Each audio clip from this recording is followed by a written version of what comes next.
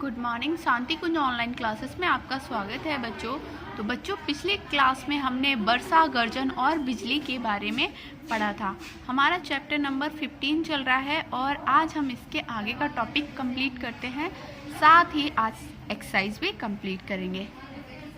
तो आज का टॉपिक है बिजली का चमकना या तड़ित, जिसे बोलते हैं लाइटनिंग। बादलों में नीले श्वेत प्रकाश का चमकना बिजली का चमकना या लाइटनिंग कहलाता है। अत्यधिक मात्रा में उत्पन्न ऊष्मा के कारण वायु बहुत तेजी से फैलती है, जिसके कारण एक कंपन तरंग उत्पन्न होती है, जिसे प्रघाती तरंग या शॉक वेव कहते हैं। इसी कारण गर्जन होता है जो हम सुनते हैं। अतः तड़ित उच्च ऊर्जा के साथ आवेश का उत्सर्जन है, जिसके साथ बड़ी मात्रा में ऊष्मा और प्रकाश उत्पन्न होता है। ये आवेशित मेघ तथा भूमि आवेशित मेघ या एक ही मेघ के विपरीत आवेश वाले दो भागों के बीच में हो सकता है। अतः हम कहते हैं कि तड़ित में बड़ी मात्रा में विद्युत आवेश मुक्त होता है। तो बच्चों, आपने देखा होगा बिजली अक्सर बारिश होने के बाद में बिजली कड़कती है और आवाज़ भी सुनाई देती है हमें, और एक इस तरह से चमक भी दिखाई देती है। तो वही हमारी क्या कहलाती है? लाइटनिंग कहलाती है या तड़ित कहलाती है। एक रोचक तथ्य है, पढ़ते हैं। बिजली के मार्ग में आने वाली वायु सूर्य की सतह से भी अधिक गर्म हो जाती है। उस समय इसका ताप लगभग 30,000 डिग्री सेंटीग्रेड तक होता है। तो ये तड़ित होती कैसे है? जब दो जो बादल होते हैं, मेघ होते हैं, उनमें विपरीत आवेश आ जाता है, एक ऋणात्मक और एक धनात्मक, और फिर क्या होता है, उनके टकराने से आवेश विद्युत मुक्त होती है और फिर ये बिजली चमकने लगती है। तड़ित से बचाने के उपाय। स्पार्किंग केवल बादलों के बीच ही नहीं बल्कि आवेशित मेघ और पृथ्वी के बीच भी होती है। ऊंची इमारतें और पेड़ों में निकटवर्ती मेघ द्वारा उच्च आवेश उत्पन्न होने की संभावना अधिक रहती है। इससे मेघ और भूमि के बीच इमारत या पेड़ पर वज्रपात हो सकता है। यदि आप तड़ित झंझावात में फंस गए हों तो सबसे पहले आपको कैसे बचना है? पेड़ के नीचे बिल्कुल ना रहें। पेड़ के नीचे खड़े होने से यदि पेड़ पर वज्रपात यानी लाइटनिंग हो गई, बिजली गिर गई, तो आपको क्षति पहुंच सकती है, क्योंकि पेड़ों पर वज्रपात की संभावना अधिक रहती है। घर के अंदर रहने की कोशिश करें। यदि कोई सुरक्षित स्थान ना मिले तो निचले स्थानों में सिमट कर बैठ जाएं। वज्रपात से भवनों की सुरक्षा यानी सुरक्षा, protection of building from lightning. भवनों में तड़ित संवाहक यानी लाइटनिंग कंडक्टर लगाकर इसे हम लाइटनिंग से बचा सकते हैं, वज्रपात से बचा सकते हैं।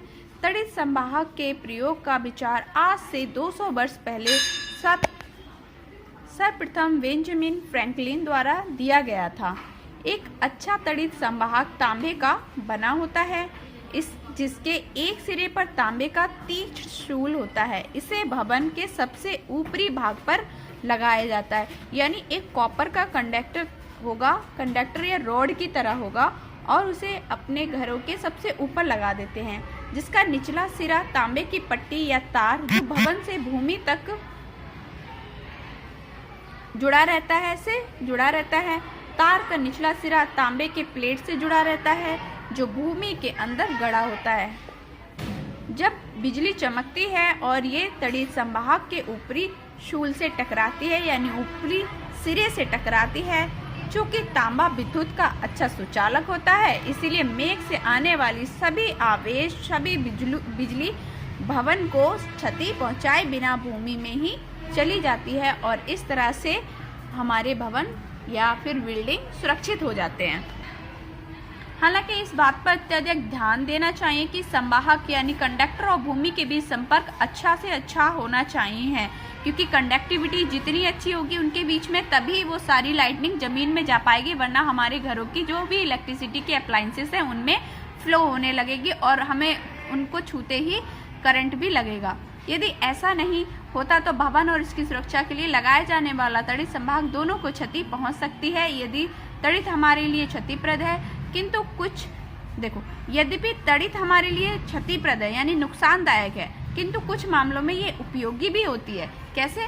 क्योंकि तड़ित के दौरान उत्पन्न ऊष्मा और प्रकाश से वायु में उपस्थित नाइट्रोजन ऑक्सीजन से अभिक्रिया करके नाइट्रोजन का ऑक्साइड बनाता है और ये ऑक्साइड जलवाष्प में घुलकर अत्यंत तनु नाइट्रिक अम्ल बना देता है, यानी डाइल्यूट नाइट्रिक अम्ल बना देता है, जो वर्षा की बूंदों के साथ धरती पर गिरता है। ये अम्ल मिट्टी में मौजूद लवण से क्रिया करके नाइट्रोजन का यौगिक बनाता है, जो पौधों की वृद्धि के लिए बहुत ही आवश्यक होता है। जब तड़ित वायु से होकर गुजरता है तो ऑक्सीजन का एक अंश ओजोन में बदल जाता है और वायु में ओजोन की उपस्थिति सूर्य से आने वाली हानिकारक पराबैंगनी किरणें यानी अल्ट्रावायलेट रेस को पृथ्वी पर पहुंचने से रोकती हैं। कुछ मुख्य बिंदु दिए हुए हैं।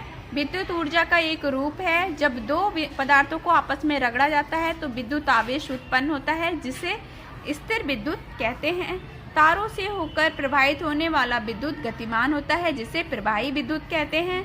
दो पिंड एक दूसरे को विकर्षित करते हैं। यदि उन पर एक समान आवेश यानी धनावेश हो या फिर ऋणावेश हो तो वो क्या करेंगे, विकर्षित रिपेल करेंगे। वायु विद्युत का अचालक है यानी कुचालक है, लेकिन जब मेघों के टकराने से अत्यधिक आवेश उत्पन्न होता है तो वायु का जो अचालक गुण है वो समाप्त हो जाता है और वो भी सुचालक बन जाती है यानी कंडक्टर बन जाती है। मेघ के टकराने से नीले श्वेत प्रकाश का चमकना तड़ित कहलाता है। तड़ित झंझावात के समय पेड़ के नीचे आश्रय नहीं लेना चाहिए, उससे नुकसान हो सकता है, क्षति पहुंच सकती है। स्पार्किंग केवल मेघों के बीच ही नहीं बल्कि आवेशित मेघ और भूमि के बीच भी होती है। तो बच्चों अब आते हैं एक्सरसाइज पर। पहला प्रश्न है, कंघी को बालों से रगड़ने पर क्या होता है? तो बच्चों इसके लिए आंसर लिखेंगे, किसी कंघी, कलम या गुब्बारे को बालों पर या ऊनी कपड़ों से रगड़ने पर इनमें से एक प्रकार का बल उत्पन्न होता है जो वस्तुओं को आकर्षित और विकर्षित कर सकता है। इसे विद्युत का स्थैतिक बल भी कहते हैं। यहाँ तक लिखना है। एक लाइन और ऐड करनी है बच्चों, जब कंघी या पेन को बालों के साथ ऊनी कपड़ों पर रगड़ा जाता है तो इसे विद्युत आवेशित कहते हैं। यहाँ तक कंप्लीट करना है। अगला प्रश्न है, इनमें से कौन आवेशित उपस्थिति जानने का सुनिश्चित लक्षण है? आकर्षण। आकर्षण का कारण और विकर्षण का कारण देना है। तो बच्चों दूसरे के आ के लिए आप आंसर लिखेंगे, विपरीत आवेश वाले पिंड एक दूसरे को आकर्षित करते हैं। आवेशित पिंड अनावेशित को भी आकर्षित करते हैं। उदाहरण के लिए आवेशित कंघी कागज के छोटे छोटे टुकड़ों को आकर्षित कर सकता है जो कि अनावेशित है। इसीलिए किसी पिंड द्वारा आकर्षण से ये पता नहीं चलता कि दूसरा पिंड आवेशित है या अनावेशित। और इसके बा का आंसर लिखेंगे, यदि कोई पिंड किसी आवेशित पिंड द्वारा विकर्षित होता है तो हम निश्चित रूप से कह सकते हैं कि पिंड आवेशित है। अतः विकर्षण ये बताता है कि पिंड आवेशित है अथवा नहीं। क्वेश्चन नंबर 3 है, बेंजामिन फ्रैंकलिन ने कैसे साबित किया कि तड़ित झंझावात के दौरान मेघ द्वारा विद्युत आवेश उत्पन्न होता है? इसके लिए आप लिखेंगे, इस उद्देश्य से उन्होंने झंझावात के समय आकाश में रेशम की एक पतंग उड़ाई से लेकर, यहाँ तक लिखना है, बेंजामिन फ्रैंकलिन ने बताया कि बादलों में विद्युत आवेश होते हैं। प्रश्न नंबर 4 है, तड़ित झंझावात के समय अपनाए जाने वाले सुरक्षा उपायों पर प्रकाश डालिए। तो इसके लिए आपको लिखना है, यदि आप तड़ित झंझावात में फंस गए हो तो यहाँ से लेकर आपको लिखना है, यदि कोई सुरक्षित स्थान ना मिले तो निचले स्थानों में सिमट कर बैठ जाएं। ऑल पॉइंट करने हैं। अगला प्रश्न है 5वां, भवनों को तड़ित से कैसे बचाया जा सकता है? तो इसके लिए आपको आंसर लिखना है, एक अच्छा तड़ित संवाहक तांबे का बना होता है से लेकर आपको यहाँ तक लिखना है, सभी आवेश भवन को क्षति पहुँचाए बिना भूमि में चला जाता है। ये पूरा कंप्लीट करना है आपको। अगला प्रश्न है, तड़ित हमारे लिए कैसे उपयोगी है? तो इसका आंसर आप यहाँ से लिखेंगे, तड़ित के दौरान उत्पन्न ऊष्मा और प्रकाश से वायु में उपस्थित नाइट्रोजन से लेकर पराबैंगनी किरणों को पृथ्वी पर पहुँचने से रोकती है। ये कंप्लीट करना है। अगला प्रश्न है, रिक्त स्थानों की पूर्ति कीजिए। क्वेश्चन नंबर 1 है, जब किसी गुब्बारे को रिक्त स्थान में लिखना है बालों के साथ रगड़ा जाता है तो विद्युत आवेशित हो जाता है। फिर है, आवेशित पिंड अनावेशित पिंड को आकर्षित करती है। तीसरे में लिखना है, आवेश को ना तो उत्पन्न किया जा सकता है और रिक्त स्थान में लिखना है ना ही नष्ट किया जा सकता है। फिर है चौथा प्रश्न, बेंजामिन फ्रैंकलिन ने साबित किया कि रिक्त स्थान में बादलों में विद्युत आवेश होते हैं। पांचवें में लिखना है, वायु से होकर तड़ित आवेश के गुजरने से ऑक्सीजन का एक अंश रिक्त स्थान में लिखना है ओजोन में परावर्तित हो जाता है। फिर है सत्य असत्य कथन पर टिक करना है, टिक नहीं लिखना है। पहला प्रश्न है, तड़ित से मनुष्य या पशु की मृत्यु नहीं हो सकती, असत्य।